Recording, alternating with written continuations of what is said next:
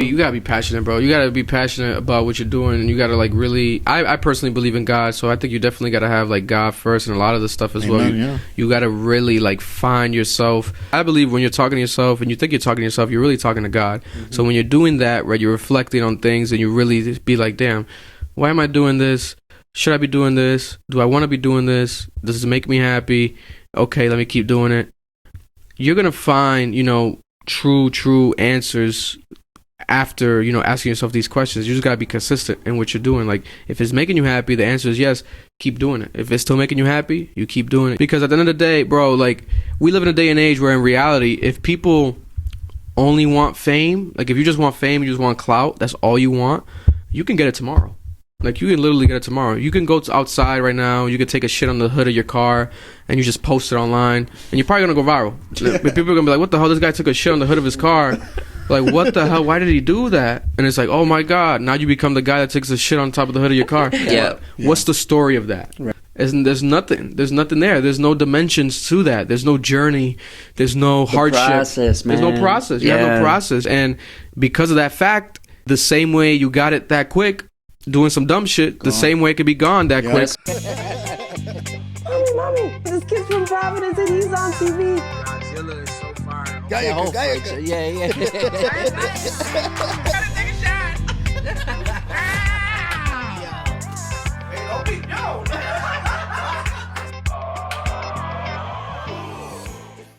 What's going on, party people? It's your boy Frank. It's your boy Uzi. And today we're thrilled to have a multi-talented powerhouse creative influencer. Fuego. He's known for storytelling, Fire. Creativity, Hype him up. leadership. Here with us, we got Victor Baez. There you go. I appreciate y'all. Crowd Appreciate goes y'all, man. wild. I'm just a regular guy from Rhode Island, you know what I'm saying? But appreciate the invite, man. Love what you guys got going on over here. Man, we Hey. appreciate you for coming on here, blessing us. Dude, you go viral like crazy, bro. Yeah. It's like a daily thing. It's pretty crazy. Yeah. Wow. Yeah, the internet is just powerful, though. That's the thing, especially because I'm on all platforms. I'm on TikTok, X, Twitter, YouTube Shorts, Instagram Reels.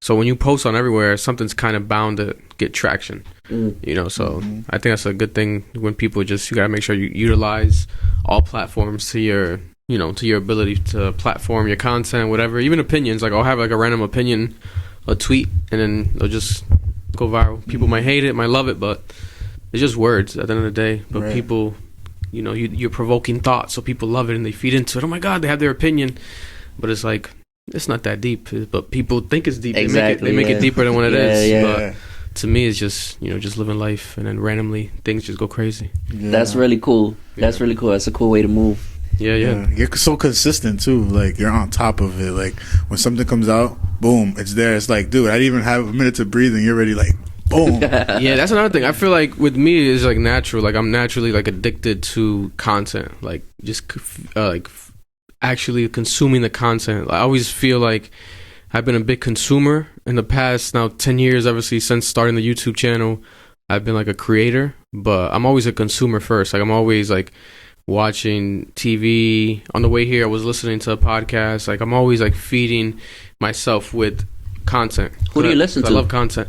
My favorite podcast, probably just traditional, is like the Joe Budden podcast, because I just like listening to people talk, and they have like a good dynamic with conversations and group dynamic, and they drop so much content. I'm on their Patreon, so like I'll just listen to the Joe Budden podcast. Sometimes not even paying attention. I'll just put it on in the background. But that's probably like the main one. Joe Budden, Joe Rogan, the biggest podcast, like technically.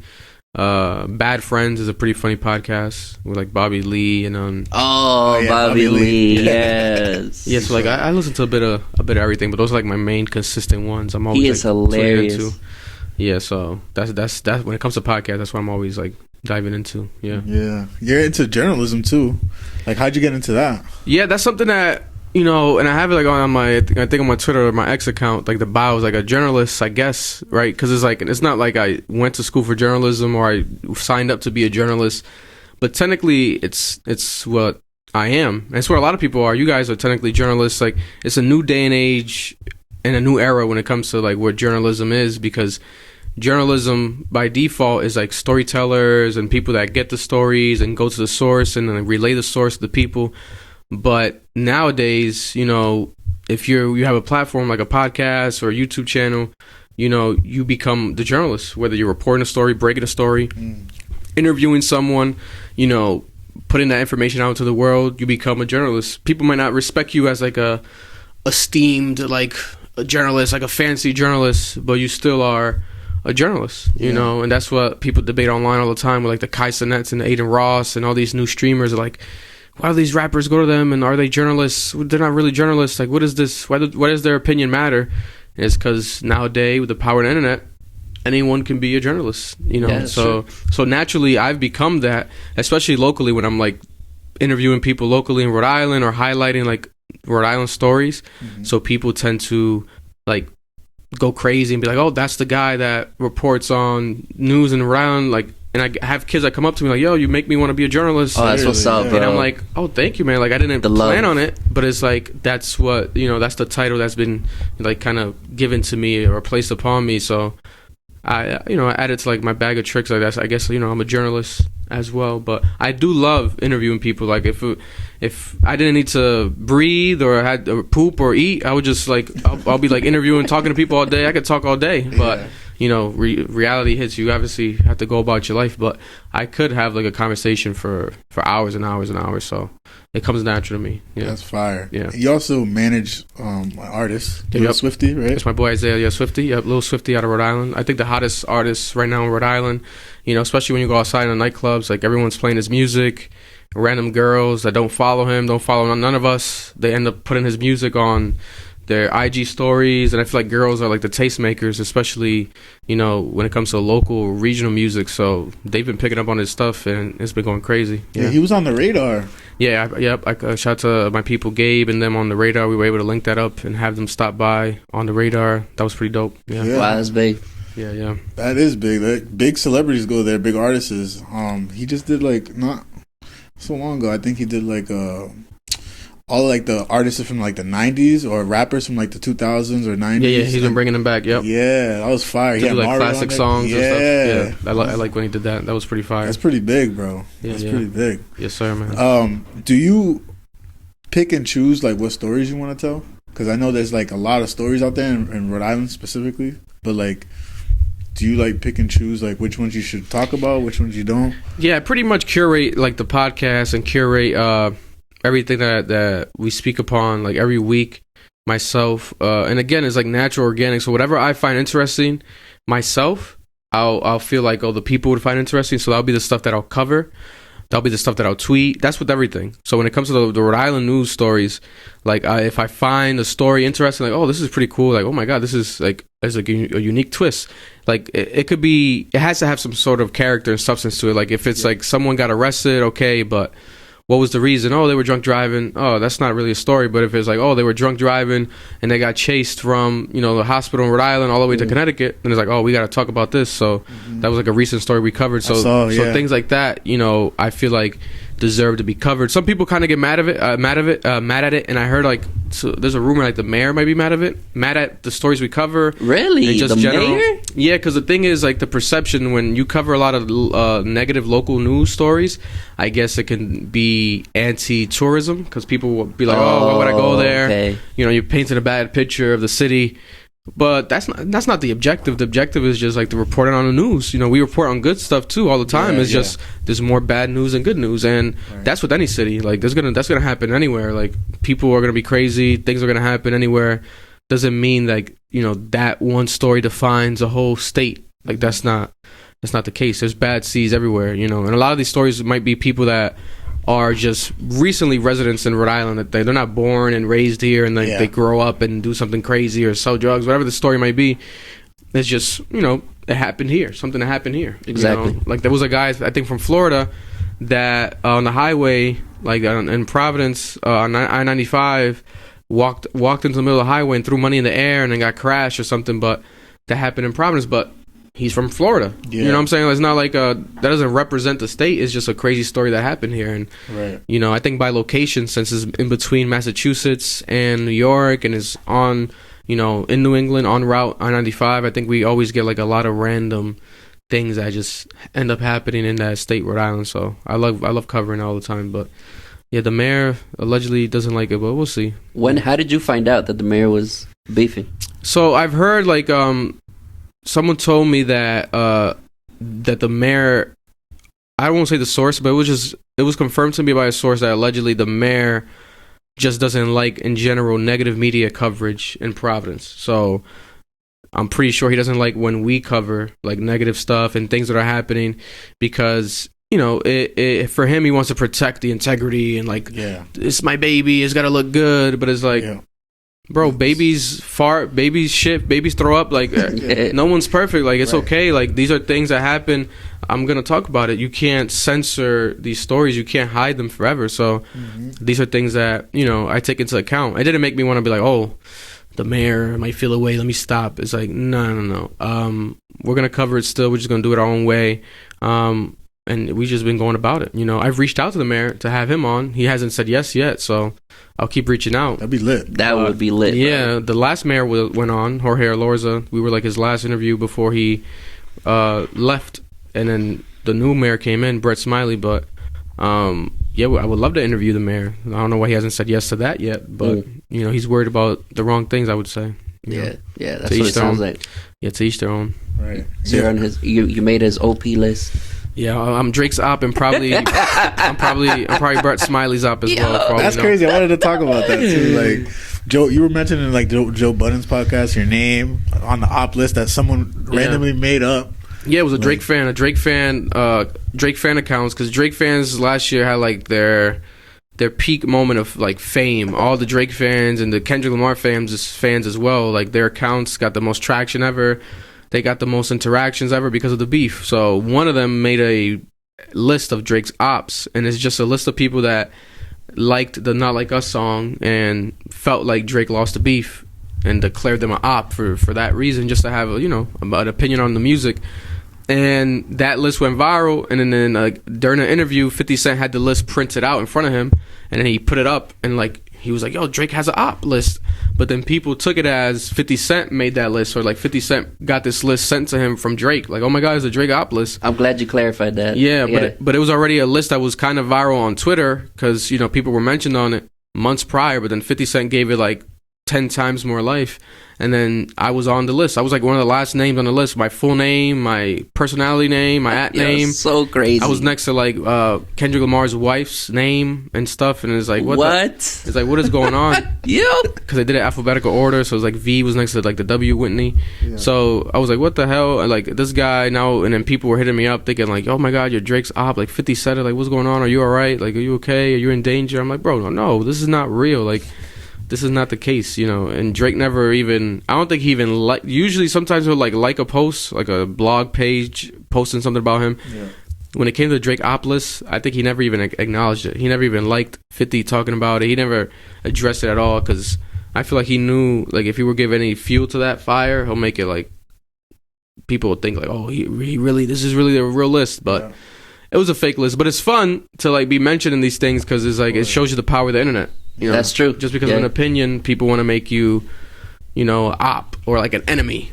It's like, I have nothing against Drake, bro. He just lost the beef. Like, I've always said he's the greatest. I think he'll probably, if God forbid, if Drake would have died tomorrow, he'll probably be known, especially to the new younger generation, as the greatest rapper of all time, especially based off his discography, replay value. Because when people die, you replay their music. His music, last year, he was the number one streaming artist. He had no album. He had like no official releases. But he was still number one because of his back catalog, his old music. Yeah, people love his old stuff. You always still play it. So I think like his legacy is cemented. But when it came to the Kendrick beef, I thought he was gonna at least kind of tie him, if not beat him. Yeah. But then Kendrick just, I think, out strategized him, and for me saying that, I guess it makes me his op. So it's like, so be it. Like, goddamn, like it's not that serious. Yeah, it's crazy because like Drake dropped, and then literally like 10 minutes later, I think it was like the second or third song. 10 minutes later, Kendrick dropped. Yeah, nobody was expecting that. That's why I think Kendrick won, because Drake dropped Family Matters. Yeah. Then it was Meet the Grams, like 10 minutes after. and it was like, what the heck? And it's like the song's about family, and then Drake's last name of his family is Graham. And it's like Meet the Grahams. And it's like Meet the Family, Meet the Flockers. It's like a play on the family names, and I'm like, no, this is crazy. It was diabolical. So right away, it kind of like eliminated Drake's song, even though Drake's song had a music video. It was like 3 songs in one, a whole thing. It pushed it out the way because the strategy was just, he outsmarted Drake completely. He completely outsmarted Drake. So I think that's what made him win the beef overall. But when you look back at it, like, I think Family Matters might have been the best song of the beef. Aside from Not Like Us, I would probably put Family Matters up there because like Family Matters is amazing. That song is amazing. Yeah, man. That's crazy. That's crazy.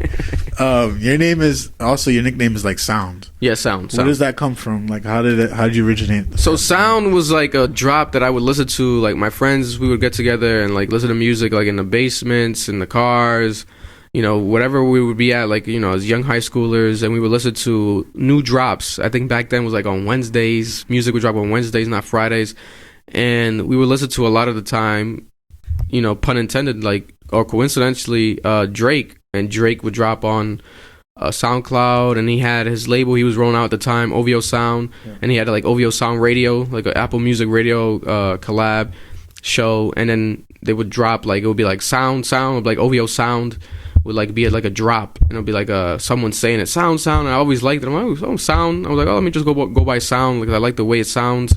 And I'm like, oh, sound. I'm always talking. I'm always making a sound. You know, I love music. I love sounds.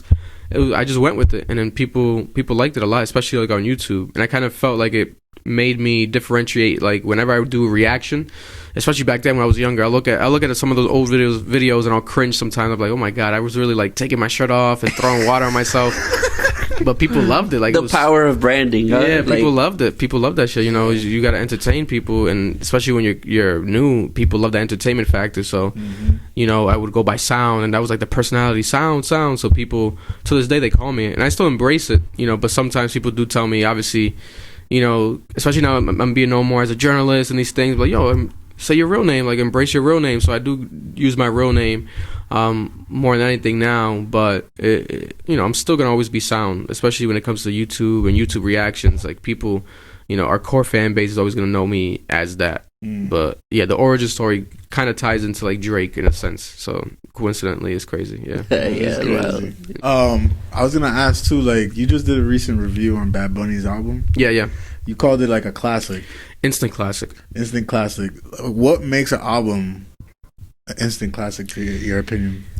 I think what makes an album an instant classic to me is like, if upon listening to it the first time, if you feel like this is something that is gonna stand the test of time as far as the artist's discography, like, people are gonna look back at time when this artist dropped this album, and they're gonna remember that this album existed for a good reason, and it's also an album that has a meaningful theme, a meaningful impact, has substance, has replay value.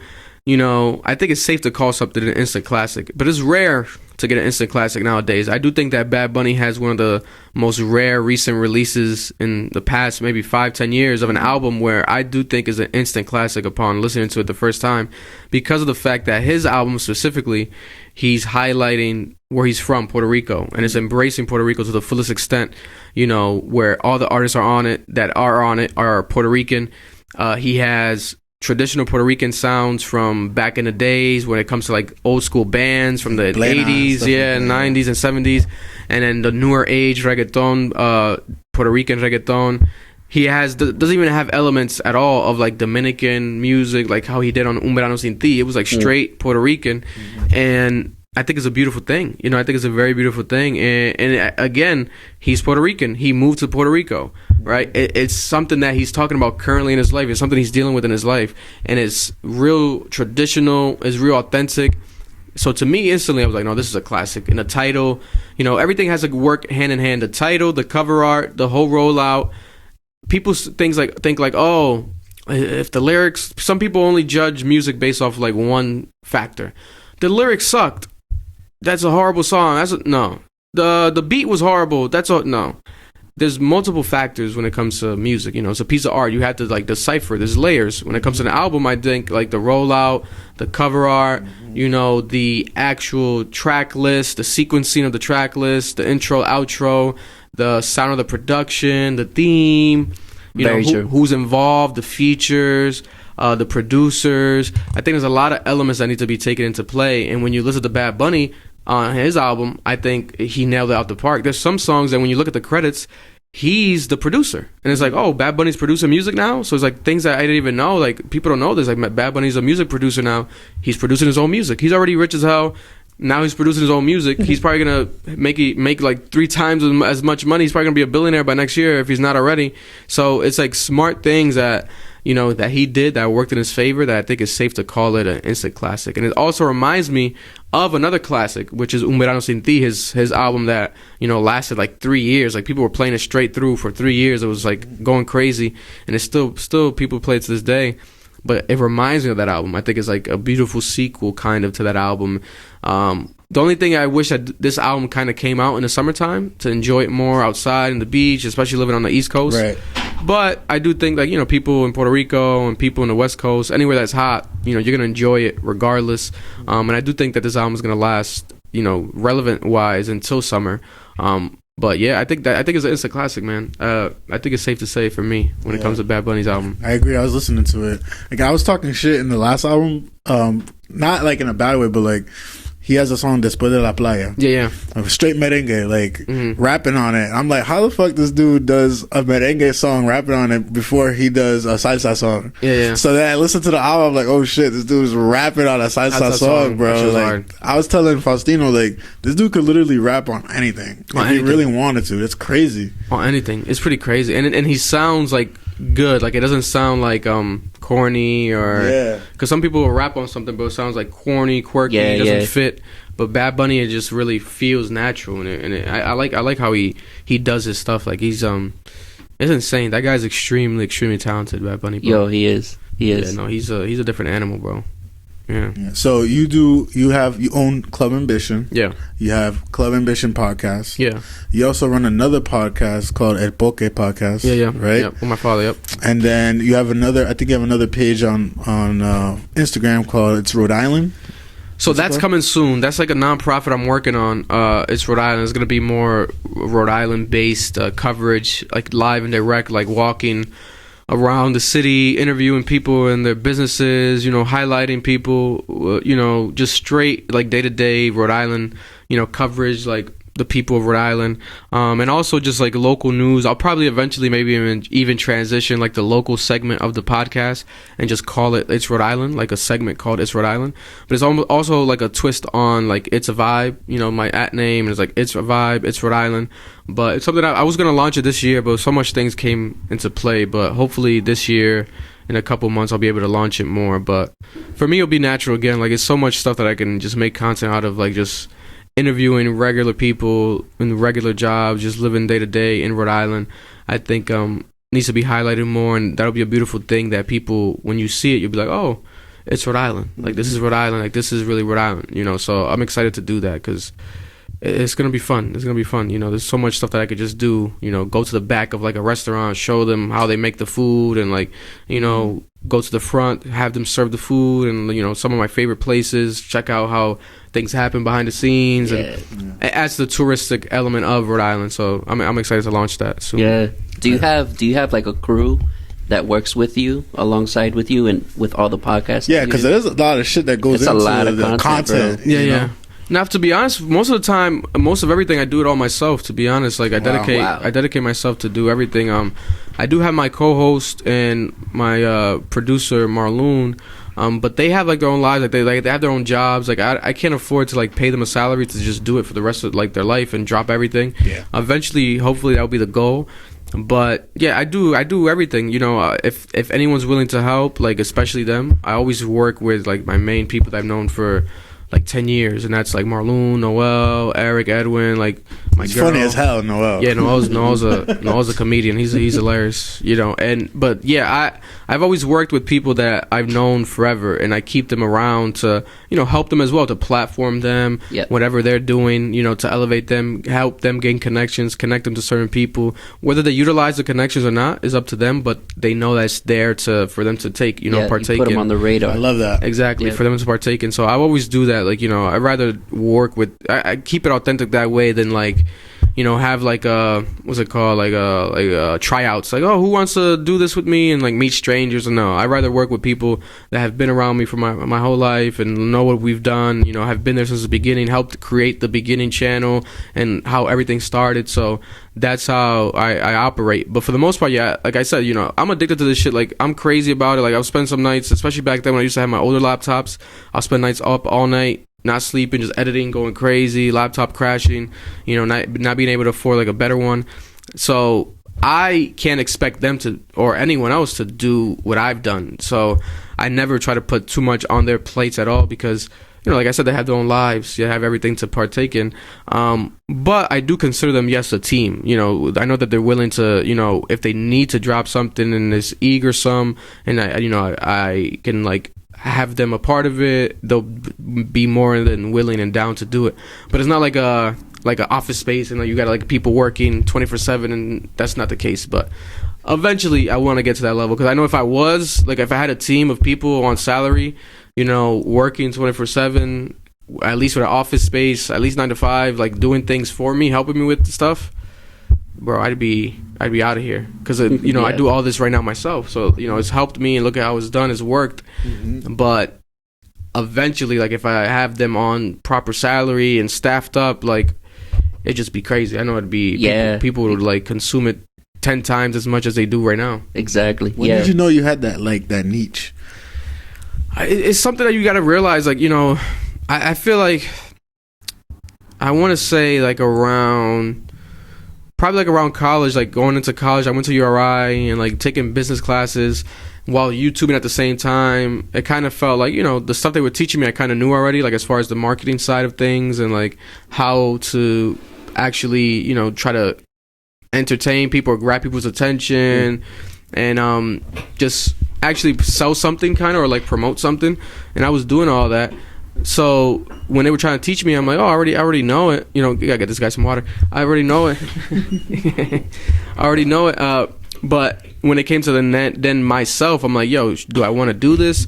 I felt naturally like, yo, I do want to do this. Like, this is me. This is what I want to do. Like, I don't see myself doing anything else. You know, to this day, I haven't had like a real job. Last year, I had like a moment where I was kind of like frustrated. I'm like, damn, I should try to maybe apply for something to just have like a backup income, etc. But as of right now, I haven't done that. You know, I've been able to like finesse it myself, like hustle, you know, work with companies, work on some marketing stuff for companies.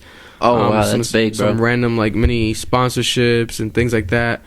Selling clothes, really buying something, reselling. I was a big reseller years ago in Rhode Island. I was probably the biggest, to be honest, when it came to like sneakers and shoes and like just streetwear years ago, like before the channel was taken off. But I'll still add elements to that. I'll still do that here and there. So I know how to hustle and make the money. But I do want to reach a level where it's like, you know, it's a higher amount of money. Like it's not just like passing by. It's like actual great amount of money. I can afford to buy a home, you know, buy better stuff for my son and like actually elevate. Save money, reinvest. Save money, invest into, you know, proper things at a larger sum.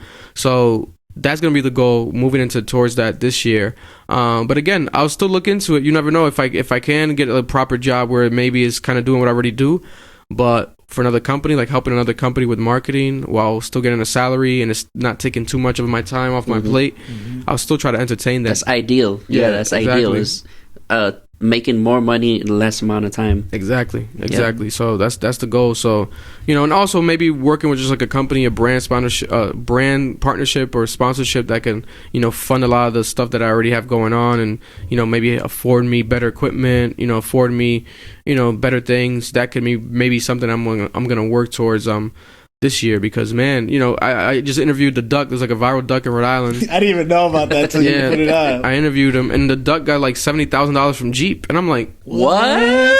Yeah, I'm like, shout out to the duck, but like, bro, That's a duck. Like, why isn't Jeep paying me $70,000? Like, all our reactions we've done for 10 years straight have been in a car. Like, that's our thing. Like, the car reactions. Like, we're the staple, the car reaction staple. Yeah. So why haven't we gotten a car sponsorship? You know, and it's not like I haven't reached out. I've reached out to companies. Some get back, but then, you know, some might just not see the vision. But it's like, you know, Jeep paying people $70,000. Like, what the hell? I own a Jeep right now. Like, what the hell's going on? Why am I'm not getting this Jeep money? You know, but it's like kind of looking into maybe answering that question. Like, why hasn't that happened? Maybe they need certain things. Like, what the hell? You know, maybe do I got to dress up as a duck for a reaction or something? Like, I'm going to figure it out this year. So we're going to, you know, hopefully get better connections with that. But yeah, I think I know what needs to be done. It's just a matter of just doing it. You know, having a son did also back me up a lot. Like, I had to, you know, that's my priority now in my life is my son. Like, no matter what, he comes first. So when that happens, you know, your time, you have to reassess everything. Yep. Like, he just started school like 2 months ago, and he's 3 years old, but he just started school. So now that's alleviated a lot of my time now, where I would watch him all morning. You know, now he's in school, so now that's opened up my mornings to like have me be able to edit more, relax more, take more breaks. So that's something I'm working on now, to use that time frame to do meetings, do certain things, you know, more than ever, to elevate everything, you know, and at the same time keeping Rhode Island at the forefront. I love how people call me like the Rhode Island kid or the Rhode Island podcaster. I never really get offended. I used to kind of feel like, oh, what does this mean? What are you talking about? Like, I'm bigger than just Rhode Island. But you have to like embrace whatever people, you know, title you as. Like, if the people place a title upon you, you are this, you know, for a good reason, especially if it's a good thing. Like, if it's not, you know, no one's calling me like Drake, they're calling him a PDF file. Like, if they're calling you that, you know, that's different. Right. But if they're giving you something proper, like, you know, they call me, oh, the Rhode Island podcast, so I'll go pump gas somewhere. Aren't you the podcaster? I love you. So, oh yeah, what's up, man? Like, you know, I embrace it, because you really don't see much people that are popular from Rhode Island still be in Rhode Island. It'll be people that have made it out of Rhode Island, but then it's like that, even that phrase sounds wrong, like made it out. Like, why would I want to make it out? Like, I'm not this is not a dungeon, this is not jail. Like, you acting like I'm a slave. Like, what are you talking about? Like, made it out? No, I'm here and I'm popular, but you know, it's about embracing that, because a lot of people can't even afford to. I know certain people that live in the neighborhoods that they haven't even left Providence. Like, their whole childhood, they never left Providence. They're still in school. They never, you know, these kids, they've never even gone to the beach, just because like they just haven't been able to. Their family doesn't do that, you know. So to be called like someone from a certain state, especially the smallest state, Rhode Island, and everything I do gets tied into that. You know, I love that. You know, some of my most viral moments will be like Rhode Island stuff. Yeah. Talking about something that happened down the street from me or something. It's like, that'll go more viral than me talking about Drake or something. And that stuff goes viral too. But then, you know, that's more common. You don't really see someone talk about the small state in the country. I think the most viral story last year that I covered was like the Washington Bridge. Like, the bridge is like falling apart, and talking about that, bro, like that shit got millions of views, and it's like, that's amazing. You don't really see people like talk about like there's the day-to-day things that happen. That type of news is more important, to be honest with you, than if Drake lost a beef or not, because that's fiction. But if the bridge is falling down in your city, that's infrastructure that, you know, is going to affect you, your children, is going to affect, you know, generations to come. That's real shit that matters. You know, so it's like, you can make it entertaining, like how I do when I cover it and make it funny, but at the end of the day, fundamentally, that's more significant than a rap beef. You know, exactly. Yeah. So, you know, you just got to kind of find a middle ground. I embrace both. Yeah, and I think also like people gravitate to like you because of your authenticity. Like, you're just yourself, bro. Yeah, like, you can tell realness. Like, you're not being somebody else. You're just being yourself, and I think people really love that, and they gravitate to like the comedy that you guys bring to the podcast and to your content. You know what I mean? Yeah. Like the Boston Street interviews when the Celtics won. Oh yeah, that was crazy. How was that? I know you interviewed like mad people. Man, that's one of the things I love doing, like interviewing people in the streets. But it's definitely crazy because, you know, I've learned more to like do it with like cell phones and stuff, and cell phone mic'd up, because it's just easier to carry, and because when you try to carry like a big heavy camera around and you're running around, it gets pretty crazy, you know, especially when you're outside, like in the streets, not just like a building where it's like, you know, closed in, everyone's just kind of around, or like an event, but like if you're outside in the streets, bro, you run into so many people. Like, people bump into you. They see a microphone. They think like you're the news. Technically, you're the news. Like I said before, like, you know, this day and age, new media, like we are news as well. You just walk around with a mic. Especially, well, my shit has like a logo. You got to make it more official that people kind of, you know, respect it. They see the logo on it. Yeah. You know, when I walk around outside with the logo, they be like, "Oh, this is like the news. Where can I find you?" You know, so doing that type of stuff, I love. I'm gonna do that way more often. This year, I got to pump it with those. People love those. But doing the Boston one was crazy. Because I think that was the first sporting event that we did it at. I want to say, yeah, I think it was the first sporting event that we did like those outside street interviews at. So people, you know, they'll live and die for especially if you're diehard fans, like they'll live and die for like their team, like they go crazy. So like the Boston Celtics fans are some of the craziest fans and some of the best fans in the history of sports. And I'm a Boston Celtics fan, but I'm more of like a LeBron fan. So I've kind of like followed LeBron throughout his career. But growing up as a kid, like when it came to like a team, I was like a Celtic fan, like heavy, like especially when it was the Big Three and KG and the Truth and everything and Ray Allen and all that. The whole moment, Rondo. To this day, Rondo was like my favorite, like point guard. Like I love Rajon Rondo. But now I've become more of a fan again of the Celtics with Jason Tatum and Jaylen Brown and the new era that they kind of have over there. And the coach, I just love the coach, you know, especially because of the Rhode Island ties when it comes to that. He's from Rhode Johnston, Island. Right? He's from Johnson Joe. I want to get him on the podcast. That would be crazy. That would be crazy, bro. Insane. I know that would be insane. They'll definitely try to make it happen. Maybe during the off season or something again. But when it comes to that interview process, it was crazy because when you're walking around interviewing people, there's a lot of drunk people, so they bump into you, they kind of get aggressive, they get weird, it gets awkward, but we got a lot of dope moments where people were like hyped up, crowds just going crazy. The mic kept spiking though like crazy because people were just screaming like just screaming everywhere, so you gotta like lower it. And editing is like a whole process, like what the hell's going on. But visually, at least, you know, people get the perception like, oh my god, this crowd. And you get some people that say some wild stuff, like they were saying like Kyrie, they had this whole moment like fuck Kyrie, and like all that, and like coming at Kyrie and like they wanted him to die. I'm like, this is a man with a family, like leave this guy alone. Like I get it, but goddamn. But they were really like, if Kyrie was there, God forbid, they probably would have taken his life. Like that's how serious they were, like on camera. But then that got picked up, and that was on Jimmy Kimmel. So our clip, our clip interviewing people, and then people were like going at Kyrie. That clip, Jimmy Kimmel aired it on his late night show on TV. I think channel, what was that, ABC or NBC? Bro, that's dope. Yeah. So things like that happened. And it was like randomly, like, you know, we did, I think, one day. I think the next day, like, it was on Jimmy Kimmel. Like, I tweeted the clip, so it went viral on Twitter, but then it went on Jimmy Kimmel. And I'm like, oh, shit, this is dope, you know? Which is dope, but then I kind of felt some type of way because people were like, yo, he could have... Because they kind of do have to license and pay you when it's, like, on TV. Because I've gotten money before for being on documentaries and stuff. Mm-hmm. It won't be much. It'll be $50, $100, you know, depending... but it was still like it's like a licensing thing that you kind of got to sign off on. But I don't know, maybe because it was a public street interview, maybe it's different. I have no idea. But you know, shout out to Jimmy Kimmel, and it's free promo, so I'm not mad at it.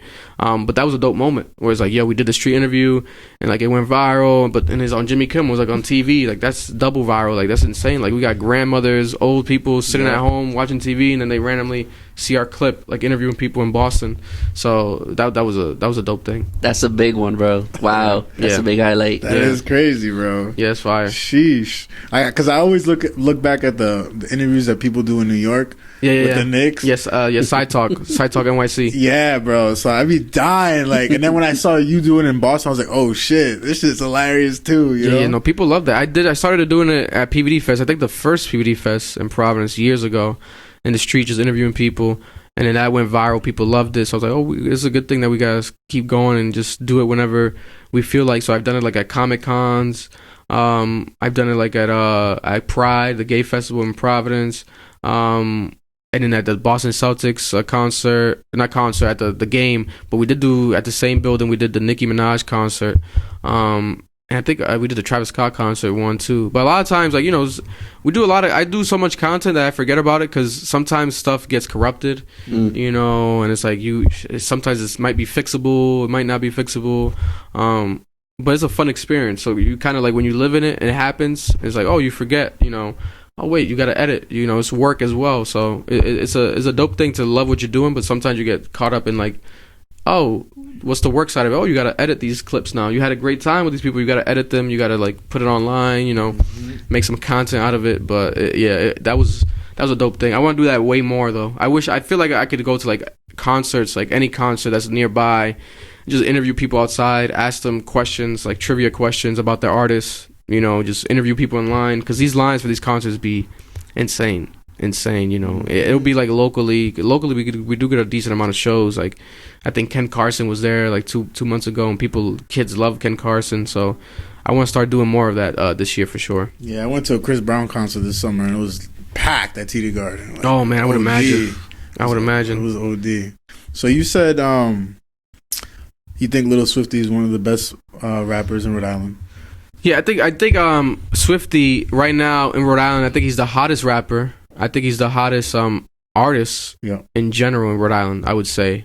Yeah, and that's not even being biased. That's just based off objectively people's like when you go out and about in the city and what people are playing. I've literally heard his music be played in cars, when you drive by, in the nightclubs and stuff, like in lounges. His music is being played, and in Rhode Island, there's not really any other artist currently that's here, that lives here, that's from here and lives here, that has their music being played at these places. You know, I don't see it. Do you have like another? So let's say you have a top 5, right? Do you have 4 other artists that you would put in a category like top rappers in Rhode Island? To be honest, I don't have a top 5 of Rhode Island rapper or Rhode Island artist list, because it's always kind of changing, because I do have people that I like and listen to, but it's like Rhode Island, it's tough to compare artists to each other. You know, I think Isaiah, like Swifty, is like the hottest as far as like locally, but there's artists from here that have gained traction outside of here, right? Like an underground artist that's from Rhode Island, his name is Joey. He's like a white plus size rapper, but he's mad dope. And this guy's huge. Like we'd interviewed him. Our interview with him did thousands of views. People loved it, and is one of his only interviews ever. And he's an underground rapper, but then he goes across the country, across the world, actually internationally, and he sells out shows. Like he's huge. Wow, that's you know, cool. And like he's more of like a trap, kind of like dark trap, kind of grimy, distorted sound. But you know, he's from Rhode Island, and he's still located in Rhode Island. He lives in Rhode Island. That's my guy. But you know, would I rank him with other Rhode Island rappers? I don't know. It's tough, because to me, I don't look at him as a Rhode Island rapper, even though I should. But I feel like he's like bigger than Rhode Island. And we have, you know, as far as artists, you know, shout out to Hennessy. She's like an R&B artist, singer from Rhode Island, from Providence, you know, and she's dope as hell. But then her traction is kind of even bigger, I would say, even outside of Rhode Island. Like she has a lot of fans in I think Maryland, like random states like Maryland, like fuck with her a lot, heavy. I want to say Maryland. I could be getting that wrong. Maryland. I always say states and names wrong. Maryland, yeah. Maryland. And then in LA as well, she has dope fan base in LA. Will I say locally maybe much? Maybe not too much. You know, it's tough. And also, like, we don't really have a sound. I don't think Rhode Island really has like a sound. You know, back in the day, we did have like kind of like a sound when, you know, King OSF and Vic Mucka and like the younger, you know, generation, when I was like in high school, they would do this kind of almost like a Chicago drill rap type of scene, and that was kind of becoming like the sound of local rappers. But technically, it wasn't a unique sound. It was more of like you know, Chicago sound. Yeah, Chief Keef. Yeah. And then eventually it became like, now it is like a drill sound in the East Coast, but it really comes from the Chicago scene, I would say. But it's also a good thing. I think that there's a lot of amazing artists from Rhode Island. And I think it's a good thing. Like, we have amazing singers, amazing rappers lyrically, amazing rappers that have more melody, and we also have amazing producers. You know, Pluto Brazy, shout out to Pluto Brazy, like a producer with a crazy discography, but he's from Rhode Island. You know, there's a lot of stories of different moments. There's like a Grammy Award winning producer. I forgot his name. He reached out recently, but he's like from Providence. So there's a lot of dope musical elements, but for me, it's tough to like just say like a top 5 Rhode Island rappers, to be honest, you know, especially because I'm more of a historical. So I pay respects to like people like John Hope. Like John Hope has like amazing, I think, music, and I think is one of the most iconic Rhode Island rappers of all time. But he doesn't have the amount of streams or views or attention on social media as maybe like, you know, our artist Swifty. You know, he might not have that, but historically, you know, I think John Hope is a pioneer. Like he's an actual pillar of the music in Rhode Island. But then the younger generation, typically they might not know who the hell that is. Who the hell is John Hope? You know, and it sucks to say, but that's just a reality. But for me, he'll always get my respect. You know, and you can go even older than John Hope, like a Chachi. There's a younger Chachi as well now that's rapping. Shout out to Chachi, he's fire. I think he was on here, right? He came on the podcast. He did. There's like two Chachis, the older one from Pawtucket, and then him. So there's like different generations when it comes to Rhode Island music, but you know, you just got to do your research. It's and also a lot of times rappers and artists from Rhode Island, they'll leave Rhode Island, so then it's tough to like rank them as far as Rhode Island, because if they're not really repping when they're leaving, then you kind of lose your identity as a Rhode Island artist. That's a good point. I feel like Joey kind of had that, whereas like I didn't know Joey was from Rhode Island. I heard of him, you know, last year, 2 years ago, but I didn't know he was from Rhode Island until last year. I'm like, oh, this guy's from Rhode Island. Like I keep seeing him on these underground pages. He has like underground rapper beef, and like he's making these kids go crazy on TikTok, and like this whole lean. He's doing lean on camera. This whole controversy, but I never saw him like embrace like Rhode Island or say he's from Rhode Island.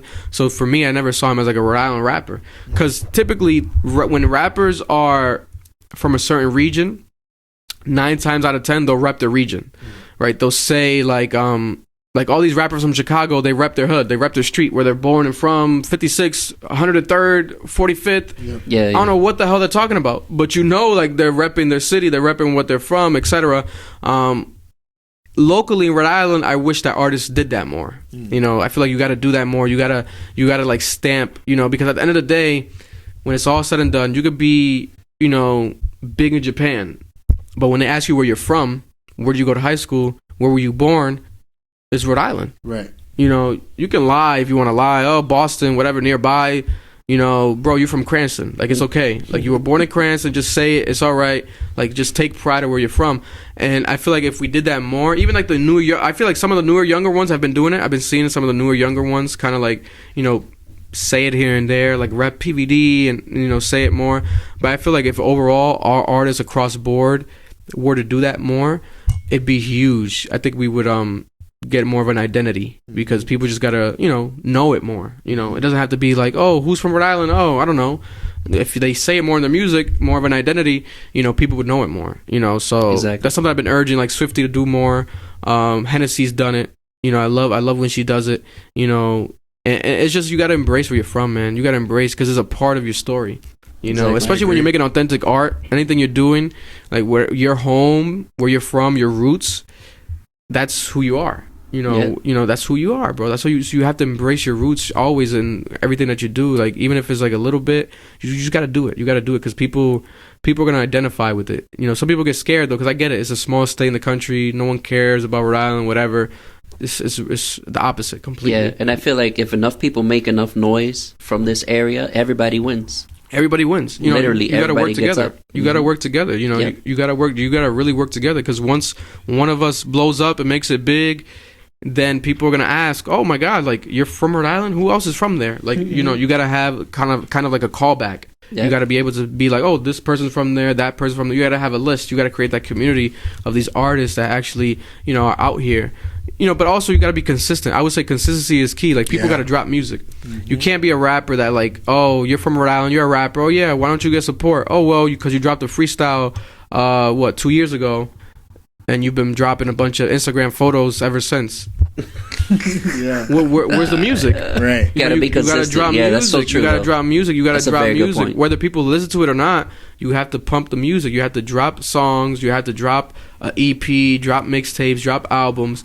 You know, drop the music. Even if it's like a snippet, just, you gotta drop. That way people get to see you. Oh, this guy's really an artist. Oh my God, there's a discography here. Yeah. There's something here. If you don't have that, then, you know, it's just hard for people to be like, you know, to even support you. Like, how do you expect support when you're not even dropping? You gotta drop, bro. You gotta drop. You gotta send it to people. Like, email people, DM people. Yo, I dropped. Check it out. I'm from Rhode Island. Check my music out. Walk around the streets. You know, have people on camera. Give them a headphone. Be like, yo, check out my music. Check this out. Put it out there, and then people are gonna pay attention to it. You know, the worst they could say is like, let's say it's bad. At least they know that you exist. Like, oh, this guy's a rapper from Rhode Island. Oh yeah, is his music good?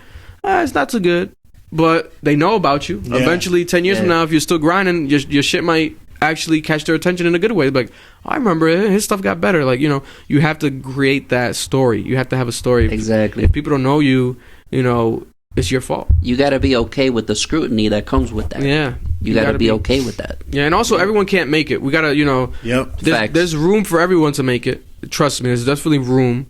But everyone can't make it. And what I mean by that is, like, you know, you want to grind, right? You want to do these things. You want to, like, hustle. And you think, like, damn, just because, you know, I'm hustling in my own perception, is like, why hasn't this popped off for me? It just might not be meant to be. To be honest with you, sometimes it just might not be meant to be. You know, if you try it from every angle and then you feel like it's not going, then it just might not be meant to be. Get opinions from other people you respect. You know, create a community. Go out and about. You know, do random things. If you drop a project, no one checked it out, maybe drop it again, but on a different day, different time, different way. You know, do different things to promote it. But also ask yourself, what are you in it for? Because if you're in it for just the fame only, frustration kicks in so quick. You're gonna be frustrated. You know, once you don't get a certain amount of likes and views, and you're gonna be done. You're gonna be done. Trust me, like that. You're gonna think like, oh. You're going to think that you're defined by that when it's not. It shouldn't be the way you're defined. You should be like, you genuinely want to do this. You're passionate about it. You know, you're an actual authentic artist. You're not trying to be just another fly-by act and a gimmick. You know, then once you do that, you see the authenticity, you wouldn't even be mad. Like, oh, people didn't check it out. Who cares? You play your own shit. Listen to your own music. Like, be a real artist, like a true artist. And I think that's where you're going to find, you know, real happiness. Because to be honest, you play the music, right, for yourself. You check it out. You think it's good. You play it for others. They might not like it. But how deep does that matter to you? Do you want people to just like it? Is your goal to only make music that people like only? Or is it just for yourself to enjoy? You're proud of what you put out? Because if you're proud of what you put out, the job's done. You know, now it's just you got to promote it because you want other people to get their opinion. You know, create a fan base. But if you're just only trying to just satisfy others, then it's like, I don't know. It's a weird way to look at it. I wouldn't go about it that way, myself personally. But also, you know, there's other things. You know, if Swifty doesn't make it as a rapper, bro, that guy produces all his music, he engineers all his music, he writes all his music. He's going to make it somehow in the music industry because the guy, he's too talented. He's too addicted to it. So it's like, you have to realize, like, there's other things that you can do in the music industry. But again, it also goes back to authenticity. He's authentically addicted to producing, engineering, rapping, writing. So he has all those to fall on because he could do them all, and he could do them all well. Yeah. He might do some better than others, right? But some people might only do one thing. They're only good at rapping. And it's like, okay. But then you got to realize that's all you're good at. You know, that's all you care about. So then you're going to have to find the right producers, the right, you know, engineer, the right writers, maybe if you need some writing, helping with a hook or something. Collaborators for a feature, you know, it's a different ball game when you're doing it that way. You know, but you just got to ask yourself always questions. And especially when you're an artist, always ask yourself questions first before you try to get the world's opinion of you. Yeah, I feel like in this day and age, we've mentioned this before with other people that we've had on. In this day and age, you got to be able to wear multiple hats. Yeah. I'm a musician myself. I play guitar. Fire. You know, picked up trying to learn drums. Would love to get into piano. You know what I mean? Yeah.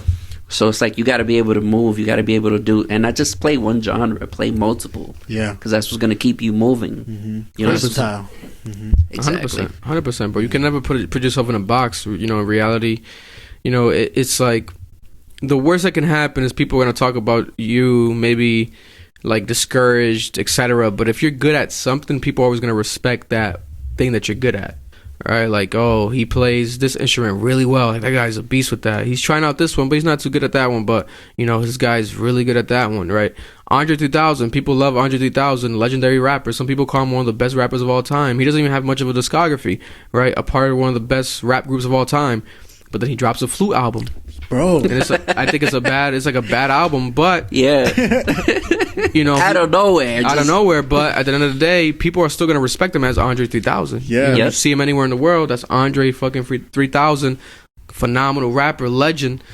But the flute shit is like, what are you doing? But he says to himself, this is what I'm happy doing. I feel happy doing this. This is what I want to do. I'm doing what I want to do. So when it comes to that aspect, I can't be mad at it. Bro, Yeah. do what you want to do. Because if he just did what people wanted him to do, he might drop a rap album and it might suck. And then we'll be like, damn, what the... Well, because you guys wanted him to do it, so he did it for Exactly. you. It's like, nah, bro, he's doing what he wants to do. He's doing the flute album. Yeah. Yeah. You know, I think he's doing another flute album, part 2, Yeah. unfortunately. but it's like, that's what he fucking wants to do. If it makes him happy, you gotta let him do what he wants to do. That's true. You And I know? recently, I found out that I think he did the flute melody on Mask Off. That was a rumor, but it's fake. It's fake? It's fake, Oh, yeah. okay. Oh. Sheesh. But it went viral so much that people thought it was true, so... Yeah, look Yeah. at that. Yeah. I found it was debunked later on. But that would be crazy. Because the story was that he has done, supposedly, some flute in certain songs and music throughout the industry ever since he started playing the flute. But kind of like a ghost writer. Like a ghost producer, in a sense. Where, like, he'll play the flute on certain songs that people might not know about it. And then people are like, damn, so he was on Mask Off, and it went viral, but he wasn't on Mask Off. That would have been crazy, Right? Yeah, That'd be yeah. crazy. I feel like also when you're in it and you're passionate about it, you don't just give up. I feel like people just want like a quick starter to fame, like a quick shot to Yeah, fame. like instant gratification. Yeah, and I always tell people like the story like about Tyler Perry. Tyler Perry was doing like plays for like 5-10 years. Nobody was showing up but like his family and a couple of friends. And like I think there was one year where he was like, all right, I'm shutting this down. Like I've been doing it for 10 years. Like I'm done. I'm over this shit. Yeah. And boom, like he started picking up traffic. And Yeah. now he's like a big deal. He has Tyler Perry Studios. Yeah. It's crazy. Like you just Basically gotta stick creating with the it. new Hollywood in Atlanta. Yeah. Yeah, you just gotta I think like stick with it. Like you said, like you can't be in it for fame. You gotta be in it because you love this shit. It's gotta mean something, you know? Yeah. You gotta freaking love it. You gotta know? be passionate, bro. You gotta be passionate about what you're doing, and you gotta like really. I personally believe in God, so I think you definitely gotta have like God first, and a lot of the stuff as well. Amen, You gotta really like find yourself, like sit at home, even if you're just talking to yourself. I believe when you're talking to yourself and you think you're talking to yourself, you're really talking to God. So when you're doing that, right, you're reflecting on things, and you really be like, damn, why am I doing this? Should I be doing this? Do I want to be doing this? Does it make me happy? Okay, let me keep doing it. You're going to find, true answers after, asking yourself these questions. You just got to be consistent in what you're doing. Like, if it's making you happy, the answer is yes, keep doing it. If it's still making you happy, you keep doing it. Because at the end of the day, bro, like, we live in a day and age where in reality, if people only want fame, like if you just want fame, you just want clout, that's all you want, you can get it tomorrow. Like, you can literally get it tomorrow. You can go outside right now. You can take a shit on the hood of your car, and you just post it online, and you're probably gonna go viral. People are gonna be like, "What the hell? This guy took a shit on the hood of his car. Like, what the hell? Why did he do that?" And it's like, "Oh my god!" Now you become the guy that takes a shit on top of the hood of your car. And then Ford comes in, here's $1 million. Yeah, and then it's like a Ford truck. The Ford logo's dripping and shit, and then people like the whole world sees this logo, and it's like, damn, Ford sends you an email like, hey, we want to work with you. We want to get you like a toilet paper company sponsorship or something. So it's like Charmin Ultra. that can happen. You could do that if that's all you want. But where's like the substance in that? Like, Yeah. what's the story of that? Right. It's not. There's nothing. There's nothing there. There's no dimensions to that. There's no journey. There's no hardship. Process, man. There's no process. You have no process. You have no process. And because of that fact, the same way you got it that quick, doing some dumb shit, the same way it could be gone that quick on some dumb shit. So, do you think that there's actually plants in the industry? Like Have industry you heard plants? that before? Where they came up out of nowhere and then poof, they're gone. I think that there are industry plants in the industry throughout history, but I don't think it's as much as people make it out to be. To be honest with you, especially when you go around these circles, you meet these people. A lot of times, people have a long trajectory in the industry. Like they've been, making music for years, hustling for years, known certain people for years, worked in some space of something for years, but they're not like out there. They're not putting their face out there, or they're not getting like a proper cosign. So it feels like as if you never heard of them until that cosign. Oh, they came out. Oh, they blew up, right? But that's not the case. Like, for example, Four Bats. Like, he blew up. This guy rapping with the mask on, etc. He was making music before that. Like, he was making music with no mask, right? And like, he was getting like traction on TikTok, And then eventually he kept going. He got a hit. And then he started doing the performances outside, on the block, on the radar type of stuff, and with the mask. And people are like, this guy's voice is so like an angel, but then he's wearing like a tough mask, like he's about to rob me. Like, what's going on? Like, it's a juxtaposition. And then people loved it, and it blew up. And then he got a deal, I think like a 1-album deal with Drake, and then Drake hopped out on his song. So that happened. But then people feel like he's an industry plant. What the fuck? He came out of nowhere. But if it only feels like an industry plant to someone that wasn't paying attention. Like, if you weren't paying attention to this online, that's a good point. You had no idea like about their story. Then to you're gonna be like, oh, they're putting this in my face. They're trying to shove this person on my face. Feels like an industry plant. No, it doesn't mean necessarily that there's an industry plant. To be honest, I feel like industry plants might happen more in like pop music and whiter music than it's being talked about, to be honest, throughout history. I feel like that's happened more throughout that type of a genre more than just hip-hop. Because people be around in hip-hop, and it's like, to you, what does it mean to be an industry plant? Because people, for example, who else they've been calling right now? Doechii, she's from TDE, they're calling her an industry plant. And it's like, how is she an industry plant? If you look her up on YouTube, she would post like videos like every day, like grinding, talking to herself, and telling herself, and she'll have like vlog series of her talking about like her plans for the day. Like, today I'm gonna try to execute this and do this, and like have like what's it called when you like you have like these words of affirmation every day. She would have like words of affirmation, and she would have songs that she was like developing, and this was for years. And she had a career. She's had songs that were big on TikTok. She had songs that were kind of more popish that went viral years ago. But now she got like the official album, and like the album is amazing.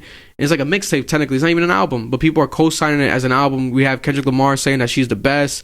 SZA saying she's the best, and she signed to TDE. But she's been developed for years, like behind the scenes. She's been developed for years. Artist development. She went on tour with Doja Cat. There's a lot of trajectory. There's a lot of work, right? Yeah. But people take it once it's like in your face on social media. Oh my God. Has to be industry plant because I never heard of them. Yeah. But it's like, no, bro, because in that case, then if that's your only definition, like, what's an industry plant? Oh, someone that just pops out of nowhere in your face and you never heard of them. Then and that'll probably be like 90%. If you only listen to hip hop music, that'll probably be like 90% of the pop artists, 90% of the country artists. Because once they get like a collaboration with like a rap artist or something, you'll be like, who's this guy? Like, I never heard of him. I never heard this country artist. Like, people were saying that years ago about Morgan Wallen. Like, where does Morgan Wallen have a song with Little Durk? And who's Morgan Wallen? Bro, he's had a career. Like, this guy is just not music that you listen to, right? So if you're not paying attention, once you see it pop up on your timeline and your feed, you're gonna think like, damn, this is an industry plant? What's going on? But that's one of the most overused words, I would say, like right now in culture. It's an overgeneralization. They overgeneralize it too much, and it's like, and once anyone kind of makes it like, God bless, maybe this year I might actually blow up to a different level. They're probably gonna call me an industry plant, But if once they do, I know I'm gonna know I made it. Like, yes, we know you're not. Yeah, I made it. I made it. Like, if they call me an industry plant, I made it. We'll co-sign. Yeah, you guys. I'll have you guys co-sign and then confirm I'm not. But it's a term of also like success. Like, I feel like people get successful. Oh, it's an industry plant. It's like, no, I don't think that's always the case. But it has to be some, because the term exists for a reason. Because it has happened in the past. But yeah, I wouldn't doubt it. I wouldn't doubt it. 100%.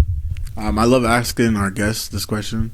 So we always, when we leave this world, we leave a legacy, right?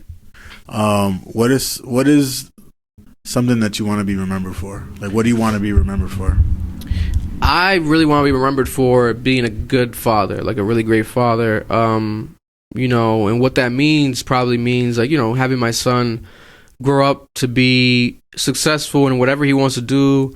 Him being respected in appreciated by people.